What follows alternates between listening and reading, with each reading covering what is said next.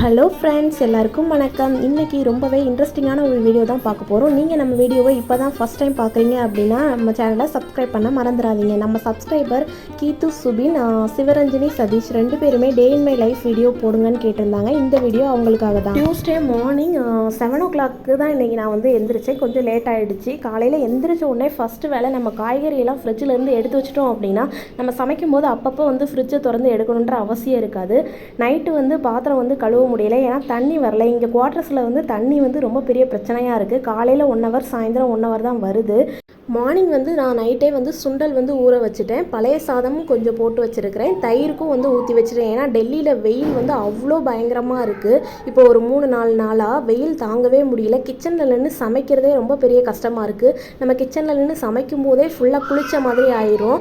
அதனால் எப்போவுமே நான் வந்து மதியானம் சாதம் வந்து செஞ்சு வைப்பேன். இப்போ வந்து மதியானத்துக்கும் சேர்த்து நான் வந்து பகலில் எல்லாத்தையுமே வந்து மார்னிங்கே செஞ்சு வச்சிடுறேன். ஏன்னா வந்து கிச்சனில் கொஞ்சம் நேரம் கூட நிற்க முடியல. காலையில் எந்திரிச்ச உடனே பால் வந்து காலையில் ஒரு 5:30க்கெலாம் ஹஸ்பண்ட் வந்து பால் வண்டி வந்து வந்துடும் குவார்ட்டர்ஸில். அவங்க போய் வாங்கிட்டு வந்து வச்சுருவாங்க. வெயில் அதிகமாக இருக்கனால நான் காலையிலேருந்து சாயந்தரம் வரைக்கும் தேவையான பால் மட்டும் காலையில் காய்ச்சிட்டு சாயந்தரத்துக்கு வந்து தனியாக வந்து காய்ச்சிருவேன். அந்த பாலை வந்து இந்த மாதிரி சில்வர் பாட்டிலில் வந்து ஊற்றி ஃப்ரிட்ஜில் வந்து வச்சுருவேன். ஹஸ்பண்டுக்கு வந்து ஸ்நாக்ஸாக கொடுக்குறதுக்கு இன்றைக்கி வந்து சுண்டல் வந்து வேக வச்சுருக்கிறேன். நெக்ஸ்ட்டு வந்து சாம்பார் தான் வந்து செய்ய போகிறேன். இட்லி ஒரு பாத்திரத்தில் வந்து வேக வச்சுட்டேன். ஏன்னா நான் 1/2 மணி நேரத்துக்குள்ளே முடிக்கணும். 7:30க்கு ஹஸ்பண்ட் வந்து கிளம்பிடுவாங்க. சாம்பார் செய்கிறது தான் ரொம்ப ஈஸியான வேலை. நான் கத்திரிக்காய் போட்டு இன்றைக்கி சாம்பார் வந்து செய்கிறேன். வீட்டில் அரைச்ச குழம்பு மசாலா தான் 1 ஸ்பூன் வந்து சேர்க்குறேன். நான் மிளகாய்த்தூள் கூட சேர்க்கலை. காரத்துக்கு 2 மிளகாய் வந்து சேர்த்துருக்கிறேன். கொஞ்சமாக மல்லித்தூள் வந்து எக்ஸ்ட்ரா சேர்த்துக்கிட்டிங்கன்னா ரொம்ப நல்லாயிருக்கும். கொஞ்சம் ஜீரகமும் சேர்த்துக்கிட்டிங்கன்னா சாம்பாரோட வாசனை ரொம்பவே நல்லாயிருக்கும். இப்போ தேவையான அளவு தண்ணி ஊற்றிட்டு எப்பவும் போல் ஒரு சின்ன பவுலை நான் வந்து அதுக்குள்ளே வச்சிடுறேன். ஏன்னா வந்து சாம்பார் வெளியில் பொங்கி வரக்கூடாதுன்றதுக்காக. இப்போ நான் சாம்பாரையும் அடுப்பில் வச்சுட்டேன் அப்படின்னா எனக்கு வந்து இட்லி சாம்பார் பிரேக்ஃபாஸ்ட் வந்து ஃபுல்லாகவே முடிஞ்சிடும். இப்போ சுண்டல் வேக வச்ச அதே அடுப்பில் வந்து சாம்பாரையும் வச்சுட்டேன். சுண்டலை தனியாக எடுத்து வச்சுட்டேன். இப்போ மதியானத்துக்கு வந்து நான் பொரியல் வந்து மதியம் தான் வந்து செய்வேன். இப்போ வெயில் ரொம்ப அதிகமாக இருக்குது. கிச்சனில் ஒரு 5 நிமிஷம் நிற்கிறதே பெரிய விஷயமா இருக்குது. அதனால நான் மதியத்துக்கு வந்து பொரியலையும் இப்போ வந்து செய்ய போகிறேன். உருளைக்கிழங்கு அதுக்கு வந்து தோல் சீவிட்டு எடுத்துகிட்டு இந்த மாதிரி தண்ணியில் வந்து கட் பண்ணி போட்டுக்கோங்க. இந்த மாதிரி தண்ணியில் கட் பண்ணி போட்டுட்டிங்கன்னா உருளைக்கிழங்கு பொரிக்கும் போது சட்டியில் வந்து ஒட்டாமல் நமக்கு வந்து கிடைக்கும். நான் இன்றைக்கி வந்து வெங்காயம் மிளகாய் போட்டு பொரிக்கல, கொஞ்சமாக மசால் வந்து போட்டு வந்து உருளைக்கிழங்கு வந்து பொரிக்க போகிறேன். உருளைக்கிழங்கு எப்போவுமே பொரிக்கும் போது நம்ம வந்து எண்ணெயில் வந்து கடுகு பொரிஞ்சதுக்கப்புறம் உருளைக்கிழங்கை போட்டு உப்பு மசால் எதுவுமே ஃபஸ்ட்டு வந்து போடக்கூடாது. உருளைக்கிழங்கு கொஞ்சம் நல்லா வெந்ததுக்கு அப்புறமா நீங்கள் வந்து மசால் உப்பு எல்லாம் போட்டிங்க அப்படின்னா வந்து அந்த சட்டியில் வந்து ஒட்டாமல் நமக்கு கிடைக்கும். இப்போ வந்து சாம்பார் வந்து எனக்கு ரெடி ஆகிடுச்சு. கொஞ்சமாக மல்லியிலை தூவிட்டு தாளிப்பும் சேர்த்துட்டேன். சாம்பார் வந்து ரெடி ஆகிடுச்சு. ஹஸ்பண்டுக்கு வந்து இட்லியும் வச்சு கொடுத்துட்டேன். ஹஸ்பண்ட் வந்து நைட்டு வச்ச சட்னி கொஞ்சம் இருந்தது. அந்த சட்னி வந்து அவருக்கு வந்து டேஸ்ட் பிடிச்சிருந்ததுனால அதவே கொடுன்னு கேட்டிருந்தாங்க. அதே சட்னி வந்து வச்சு கொடுத்துட்டேன். நான் இதை ரெடி பண்ணிக்கிட்டு இருக்கும்போதே தம்பியும் முழிச்சு வந்துட்டான். அவனை ஒரு வழியாக சமாதானப்படுத்திட்டு ஹஸ்பண்டுக்கும் லஞ்ச் பாக்ஸ் வந்து பேக் பண்ண ஆரம்பிச்சிட்டேன். சுண்டல் வந்து வேக வைக்கும் போதே உப்பு போட்டு நான் வேக வச்சுருவேன். இப்போ அது கூட வந்து ஒரு பெரிய வெங்காயம், கொஞ்சமாக மல்லியிலை, மிளகாய் இதெல்லாம் சேர்த்துட்டு நல்லா வந்து குலுக்கி எடுத்துக்கலாம். ஏன்னா சுண்டல் அவிச்சதுக்கப்புறம் நீங்கள் வந்து உப்பு போட்டிங்க அப்படின்னா இப்போ சுண்டல் கொடுக்கும்போது அவங்க சாப்பிடும்போது அதில் கொஞ்சம் நீர் விட்டு வந்த மாதிரி இருக்கும். அது நல்லா இருக்காது. இப்போ பாருங்கள், உருளைக்கிழங்கு வந்து நான் மசால் வந்து உருளைக்கிழங்கு வெந்ததுக்கப்புறம் தான் சேர்த்தேன். அதுக்கப்புறம் ஒரு 2 நிமிஷத்தில் நம்ம ஆஃப் பண்ணிடலாம். சட்டியில் ஒட்டாமல் கிடைக்கும்.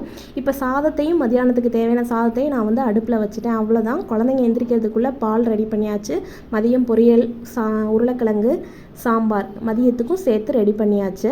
இப்போ பாத்திரம் வந்து அவ்வளோ சேர்ந்துட்டு தண்ணி வந்து பாருங்கள் 7:30 அதுக்குள்ளவே வந்து தண்ணியும் வந்து நின்றுச்சு. நான் எப்போவுமே உள்ள ஒரு டேங்க் இருக்கும். அந்த டேங்க்கு வந்து இப்போ ஒரு வாரமாக சுத்தமாக வந்து தண்ணி வரல. அந்த முனிசிபாலிட்டி வாட்டர் வந்து வரும். அது வந்து தினமும் 1/2 மணி நேரம் வரும். அந்த தண்ணி வரவே இல்லை.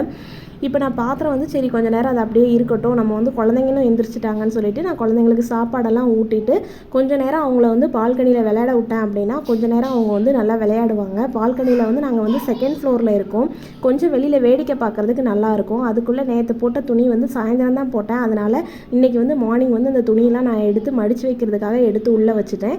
குழந்தைங்க கொஞ்சம் நேரம் வந்து வெளியில் விளையாண்டுட்டாங்க அப்படின்னா பால்கனியில் கொஞ்சம் வெயில் வந்ததுக்கப்புறம் நாங்கள் வந்து உள்ளே போயிடுவோம். இப்போ ஒரு 4 நாளைக்கு அப்புறம் இப்போ தான் லைட்டாக வந்து மரமெல்லாம் அசையுது, கொஞ்சம் காற்றும் வருது. குழந்தைங்களை வந்து எப்போவுமே உள்ளே வச்சுருக்காம கொஞ்சம் வெளியில் இந்த மாதிரிலாம் காமிச்சாதான் அவங்க வீட்டுக்குள்ளே நைன்னு நம்மகிட்ட சினுங்காமல் இருப்பாங்க. அதனால் கொஞ்ச நேரம் அவங்கள பால்கனியில் விளையாட விட்டுட்டு நெக்ஸ்ட்டு திருப்பி வந்து பாத்திரம் வந்து கழுவ ஆரம்பிச்சிட்டேன். தண்ணியோட அவசியம் வந்து ரொம்பவே தெரிஞ்ச நாள்னால் அது இந்த நாள் தான். தண்ணி வந்து ஹஸ்பண்ட் காலையில் குளிக்கும் போதே 3 வாளி தான் என்கிட்ட இங்கே இருக்குது. அந்த 3 வாளிலையும் பிடிச்சு வச்சுட்டாங்க. இந்த தண்ணியை வந்து நான் கொஞ்சம் கொஞ்சமாக இந்த மாதிரி என்கிட்ட இருக்கிறதுலே பெரிய பாத்திரம்னா இந்த இட்லி பாத்திரம் தான். அதில் அதில் வந்து தண்ணி சேர்த்து நான் கழுவ ஆரம்பிச்சிட்டேன். இப்போ ஒரு இட்லி பாத்திரத்தில் உள்ள தண்ணியிலே நான் பாதி பாத்திரம் வந்து அவ்வளோ பாத்திரத்தில் பாதி பாத்திரம் வந்து கழுவிட்டேன். இதே நம்ம டேப்பில் திறந்து யூஸ் பண்ணோம் அப்படின்னா நம்ம வந்து ஒரு வாளி தண்ணி அளவுக்கு நம்ம யூஸ் பண்ணுறோம். அந்த இனிமேல் வந்து தண்ணியை வந்து சிக்கனமாக செலவு பண்ணணும் அப்படின்றது மைண்ட் செட்டே அப்போ தான் வந்தது. எப்போவுமே தண்ணி வந்து நம்ம கிடைக்கும் போது ரொம்ப சிக்கனமாக பழகணும் அப்படின்னா நம்ம நாளைக்கு தேவைக்கு நமக்கு வந்து ரொம்ப யூஸ்ஃபுல்லாக இருக்கும். எல்லாருமே தண்ணியை வந்து சிக்கனமாக செலவு பண்ணுங்கள். இப்போ குழந்தைங்களுக்காண்டி வெயில் அதிகமாக இருக்குது, அடிக்கடி ஐஸ்கிரீம் கேட்குறாங்க அப்படின்னு சொல்லிட்டு நான் வீட்டிலே வந்து ஐஸ்கிரீம் செய்கிறதுக்கு பால் வந்து நல்லா சுண்டை காய்ச்சிட்டு அதில் கொஞ்சமாக கார்ன்ஃப்ளவர் மாவு சேர்த்து நல்லா காய்ச்சிட்டு கொஞ்சம் கெட்டியானதுக்கப்புறமா சாக்லேட் சிரப், சாக்லேட் நான் வந்து ஏற்கனவே கேக் செய்கிறதுக்காக வாங்கின சாக்லேட் இருந்தது, அதையும் சேர்த்து நல்லா மிக்ஸ் பண்ணி கெட்டியானதுக்கப்புறம் அதை ஆறுனதுக்கப்புறம் ஃப்ரீசரில் ஊற்றி வச்சுட்டேன். தண்ணியே இல்லை, என் பையன் வாளி மேலே ஏறி நின்று இருக்கிற தண்ணியையும் வந்து வேஸ்ட் பண்ணுறான். என் பையன்கிட்ட இருந்து இருக்கிற தண்ணியை பாதுகாக்கிறதே எனக்கு வந்து பெரிய டாஸ்க்காக இருக்குது. தினமும் எனக்கு குவார்ட்டர்ஸ்லேயே பிடிக்காத இடம்னா கொஞ்சம் பாத்ரூம் தான். ஏன்னா பாத்ரூமில் வந்து கொஞ்சம் ஃபுல்லாக டைல்ஸ் இருக்காது, கொஞ்சம் வந்து ஜன்னல் பக்கத்துலலாம் வந்து டைல்ஸ் வந்து பிஞ்சு போய் இருக்கும். அதனால் மண்ணாக வந்து அந்த இடத்துல வந்து நிறைய டஸ்ட் இருக்கும். மேலே வந்து ஹீட்டர் வந்து கொடுத்துருக்காங்க, நமக்கு வெந்நி தேவைன்னா நம்ம ஆன் பண்ணால் நமக்கு வந்து வெந்நி வந்து சூடாகி கிடைக்கும். வீட்டுக்குள்ளேயே இந்த மாதிரி ஒரு லாஃப்ட் இருக்குது, அதில் வந்து உள்ள ஒரு டேங் வந்து இருக்குது. தண்ணி வரும்போது நம்ம பிடிச்சிக்கலாம். ஆனால் அது வந்து இந்த முனிசிபாலிட்டி வாட்டர் தினமும் ஒரு அரை மணி நேரம் வரும், அதுதான் நம்ம வந்து பிடிச்சிக்க முடியும். அது மாதிரி தான் இதுக்கு முன்னாடி இருந்தவங்க செட் பண்ணியிருக்காங்க. ஆனால் அந்த வாட்டரும் இப்போ ஒரு 4 நாளாக வரலங்கையும் தான் தண்ணிக்கு வந்து கொஞ்சம் கஷ்டமாக இருக்குது. தண்ணி வரும்போதே ஏர் கூலரில் ஃபில் பண்ணி வச்சிடலாம் அப்படின்னு சொல்லிட்டு ஏர் கூலரில் வந்து நான் தண்ணி ஊற்றிக்கிட்டு இருக்கேன். ஏர் கூலர் இந்த மாதிரி வெளியில் ஜன்னலில் ஏர் கூலர் வைக்கிறதுக்குனே ஒரு திண்டு மாதிரி இருக்குது. இப்போ பாருங்கள், அதை நான் உள்ளே கூடி ஜன்னல் ஓப்பன் பண்ணி காட்டுறேன். இந்த மாதிரி ஜன்னலுக்கு வெளியே நம்ம ஏர் கூலர் வைக்கும்போது நமக்கு வந்து நைட்டு வந்து ஜில்லுன்னு நமக்கு வந்து கொஞ்சம் காற்று கிடைக்கும். இங்கே வெயில் அதிகமாக இருக்கனால ஏர் கூலர் இல்லாமல் தூங்குறதே ரொம்ப கஷ்டமாக இருக்கிற மாதிரி இருக்குது. ஜன்னலில் இருந்து நேராக வந்து பெட்டுக்கு வர்ற மாதிரி நாங்கள் வந்து அந்த ஜன்னலை வந்து ஏர் கூலரை ஃபிட் பண்ணி வச்சுருக்கோம். சாயந்தரம் நெக்ஸ்ட்டு எல்லா வேலையும் ஃபினிஷ் பண்ணிவிட்டு தண்ணி வந்ததுக்கப்புறம் குழந்தைங்களையும் குளிப்பாட்டிட்டு பூஜை பண்ணலாம். அதுக்கு முன்னாடி பால் வந்து காய்ச்சி பிரசாதமாக வைக்கலாம். இன்றைக்கி செவ்வாய்க்கிழமைன்றனால பால் காய்ச்சி பிரசாதமாக வச்சுட்டேன். வீடு ஃபுல்லாக வந்து சாம்பிராணி தூபம் வந்து போட்டு எல்லா ரூம்லேயுமே இந்த மாதிரி சாம்பிராணி வந்து நான் பொருத்தி வச்சுருப்பேன். அப்போனா நமக்கு வந்து வீடே நல்லா கமகமன்னு வாசனையாக இருக்கும். நான் இந்த மாதிரி லெமனும் வேப்பிலெல்லாம் வச்சு வந்து சாம்பிராணி தூபம் போடுறதுக்கு ஒரு பொடி வந்து வீட்டிலே ரெடி பண்ணி வச்சுருக்கிறேன். இது வந்து நல்லா லெமன்லாம் சேர்த்துருக்கனால அவ்வளோ ஒரு ஸ்மெல்லாக இருக்கும். வீடு ஃபுல்லாக அவ்வளோ ஒரு பாசிட்டிவ் எனர்ஜி கிடைக்கிற மாதிரி நமக்கே ஃபீல் ஆகும். பூஜையெல்லாம் முடிச்சுட்டு குழந்தைங்களுக்கு வந்து பால் காய்ச்சி கொடுத்துட்டு ஃப்ரெஷ்ஷாக ஒரு காஃபி குடிச்சிட்டு நெக்ஸ்ட்டு நம்ம ரொட்டீனை ஸ்டார்ட் பண்ணலான்னு நினச்சேன். அதுக்குள்ளே ஹஸ்பண்ட் வந்துட்டாங்க. அவங்களுக்கு வந்து ஃப்ரெஷ்ஷாக வந்து நீராகாரம் கொடுக்கலாம். இப்போலாம் வெயில் அதிகமாக இருக்கனால டெய்லியுமே வந்து நான் தயிர் வந்து போட்டிருக்கேன். தினமும் வந்து நீராகாரம் வந்து நாங்கள் 4 பேருமே அப்பப்போ எடுத்துப்போம். அதுக்காக தான் வந்து தயிர் ஃபுல்லாக போட்டு வச்சுக்கிறேன். ஹஸ்பண்ட் வந்து சாயந்தரம் வந்த உடனே குழந்தைங்களை வந்து விளையாட கூட்டிகிட்டு போயிடுவாங்க. அவங்க விளையாட கூட்டிகிட்டு போயிட்டு வந்த உடனே காலையில் வந்து ஐஸ்கிரீம் வந்து ஃப்ரிட்ஜில் வச்சதை எடுத்து குழந்தைங்களுக்கு வந்து கொடுத்தேன். ஃப்ரெஷ்ஷாக வீட்டிலே சூப்பராக ஒரு சாக்லேட் ஐஸ்கிரீம் வந்து செஞ்சாச்சு. குழந்தைங்களும் ரொம்ப டேஸ்ட்டாக விரும்பி சாப்பிட்டாங்க. நெக்ஸ்ட்டு வந்து நைட்டு சப்பாத்திக்கு வந்து எக் கிரேவி செய்யலாம்னு நினச்சேன். ஹஸ்பண்ட் வந்து சாதம் சாப்பிடணும் போல் இருக்குன்றதுனால ஜீரா ரைஸ் வந்து செய்ய சொன்னாங்க. சரி சப்பாத்தி மாவை மார்னிங் நம்ம எடுத்துக்கலாம் அப்படின்னு சொல்லிட்டு ஜீரா ரைஸும் எக் கிரேவியும் செய்ய ரெடி பண்ணிட்டேன். எக் கிரேவி செய்கிறதுக்கு வந்து தேங்காய், ஒரு மிளகாய், மல்லி இலை, கொஞ்சமாக கசகசா, பட்டை, கிராம்பு, பெருஞ்சீரகம் இது எல்லாத்தையும் கொஞ்சம் தண்ணி சேர்த்து நல்லா வந்து ஃபைன் பேஸ்ட்டாக அரைச்சிக்கோங்க. முட்டையை நல்லா வேக வச்சு எடுத்துக்கலாம். இப்போ நான் வந்து கிரேவி செய்ய ஆரம்பிச்சிட்டேன். எண்ணெயில் வந்து கொஞ்சமாக பட்டை, கிராம்பு, ஜீரகம் மட்டும் சேர்த்துட்டு ஒரு பெரிய வெங்காயத்தை வந்து எடுத்துருக்கிறேன். வெங்காயம் வதங்கிறதுக்குள்ளே முட்டையை வந்து ரோஸ்ட் பண்ணி எடுத்துக்கலான்னு இன்னொரு அடுப்பில் வந்து கொஞ்சமாக மிளகாய்த்தூள், மஞ்சள் தூள், கரம் மசாலா சேர்த்து கொஞ்சம் உப்பு சேர்த்துட்டு அதில் வந்து நம்ம எக்கை வந்து நல்லா பாதியை இந்த மாதிரி கட் பண்ணி வச்சுட்டேன். அப்போ தான் வந்து எக் கிரேவி நல்லாயிருக்கும்.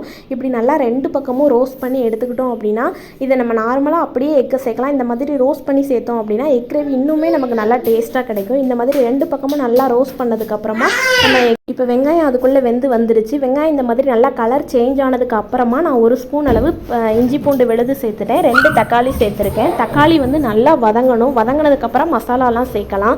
1 ஸ்பூன் மிளகாய்த்தூள், கொஞ்சமாக மஞ்சள் தூள், 1 ஸ்பூன் மல்லித்தூள், 1 ஸ்பூன் கரம் மசாலா இதெல்லாம் சேர்த்துட்டு எண்ணெய் பிரிஞ்சு வந்ததுக்கப்புறமா நம்ம அரைச்சி வச்சுருக்கிற விழுதை வந்து இதில் சேர்த்துடலாம்.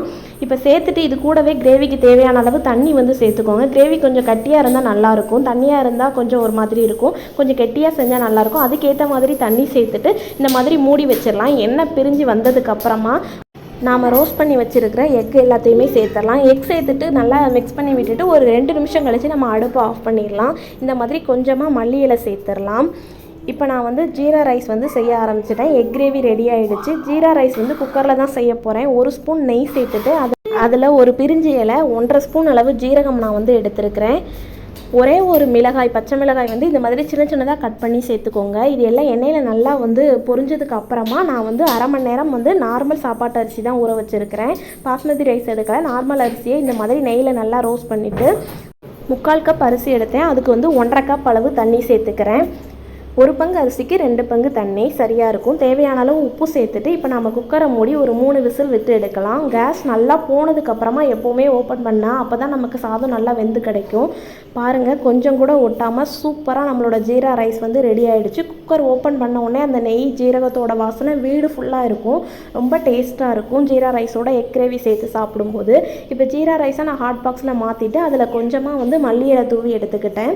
இப்போ எக் கிரேவியுமே நான் இரும்பு பாத்திரத்துலேருந்து இப்போ வேறு பாத்திரத்துக்கு மாற்றிட்டேன். அதிலே வச்சிட்டோம் அப்படின்னா கலர் வந்து சேஞ்ச் ஆகிரும். ஃபைனலாக கொஞ்சமாக கஸ்தூரி மேத்தி வந்து சேர்த்துக்கலாம். அப்போனா இதோட டேஸ்ட் இன்னுமே நமக்கு வந்து ரொம்ப டேஸ்ட்டாக கிடைக்கும். அவ்வளோதான், சூப்பரான ஜீரா ரைஸ் எக் கிரேவி வந்து ரெடி ஆகிடுச்சு. நம்மளோட ஃபுல் ரொட்டீனுமே இன்றைக்கி வந்து ஃபினிஷ் ஆகிடுச்சு. இந்த ரொட்டீன் வீடியோ உங்களுக்கு பிடிச்சிருக்கா அப்படின்றத மறக்காமல் கீழே கமெண்டில் சொல்லுங்கள். இந்த வீடியோவில் எந்த பார்ட் உங்களுக்கு ரொம்ப பிடிச்சிருக்குன்றதையும் சொல்லுங்கள். பிடிச்சிருந்தால் லைக் பண்ணி சப்ஸ்கிரைப் பண்ணுங்கள். தேங்க்யூ.